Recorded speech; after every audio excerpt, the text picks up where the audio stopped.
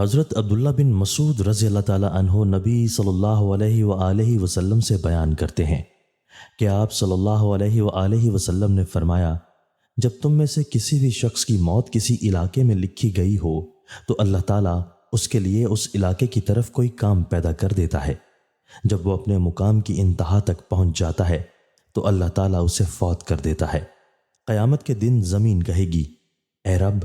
یہ وہ بندہ ہے جو تو نے میرے پاس امانت رکھا تھا۔ حضرت انس رضی اللہ تعالیٰ عنہ کہتے ہیں کہ رسول اللہ صلی اللہ علیہ وآلہ وسلم نے فرمایا، اپنی نماز میں اپنی موت کو یاد کرو، کیونکہ جب آدمی اپنی نماز میں اپنی موت کو یاد کرتا ہے تو وہ بہتر انداز میں اپنی نماز ادا کرتا ہے، اور اس شخص کی طرح نماز پڑھو جسے یقین ہو کہ وہ اس کے علاوہ کوئی اور نماز ادا نہیں کر سکے گا، اور ہر اس معاملے سے بچو جس سے معذرت کرنا پڑے۔